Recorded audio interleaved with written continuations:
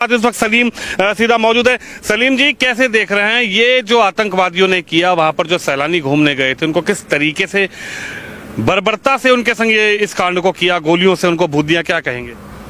देखिए, ये अगर हम अपने नज़रिए से बोल लेंगे तो ये गलत हुआ है, ये आतंकवादी हमला है, ये मानवता के खिलाफ है।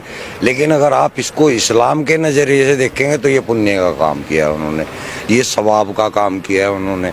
ये कुरान के स्क्रिप्चर सूरह तौबा की जो 5 आयत है उसके अंदर सेम टू सेम यही प्रक्रिया लिखी है कि काफिरों को जहाँ पाओ वहाँ देखो, उनको मारो, घात लगा करके उनको मारो। इन्होंने भी तो वही किया, घात लगा के मारा, बाकायदा उसकी रेकी हुई है। घात क्या इस्लाम में ही लिखा है, कुरान में ही लिखा है किस तरीके से निहत्थे लोगों को इस तरीके से देश के वासियों को भून दिया जाए, उनको मार दिया जाए? आइए, मैंने कुरान की तो आपको आयत बताई है, जो सूरह तौबा है, कुरान की 9वीं सूरह है और उसकी 5वीं आयत है।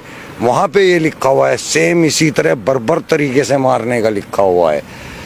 सेम ये लिखा हुआ है कि उनको मारो, जब तक मारो जब तक कि वो ला इलाहा इल्लल्लाह कलमा ना पढ़ ले या जजिया देना कबूल ना कर ले, तब तक मारो। यानी कि पूरे हिंदुस्तान के हिंदुओं का यही हसर होना है इस्लाम के अनुसार।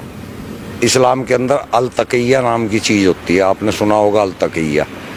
अल तकिया वो चीज़ है जब इस्लाम के अंदर हमें कोई ऐसा काम करना होता है जो कि सामने लोगों को नाजायज़ दिख रहा है, तो आपको वहाँ लोगों को तो नाजायज़ बताना है लेकिन काम वो सवाब का करना है आपको। इसको बोला जाता है अल तकिया।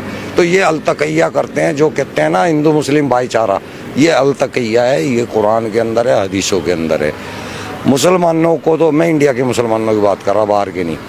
मुसलमान इंडिया का जो है वो अनपढ़ है, उसको कुरान के बारे में कोई नॉलेज नहीं है। इसलिए अगर वो भाईचारे की बात कर रहा है तो वो ठीक कर रहा है, लेकिन वो इस्लाम के अनुसार गलत कर रहा है। इस्लाम के अंदर कोई भाईचारा इस टाइप का नहीं है। इस्लाम के अंदर केवल मुस्लिम मुस्लिम भाईचारा है, हिंदू मुस्लिम भाईचारा कोई नहीं है। आप पढ़ के देखें या किसी आलिम से बात करके देखें। अब मैं भी आलिम ही हूँ, मैं आपको बता रहा हूँ।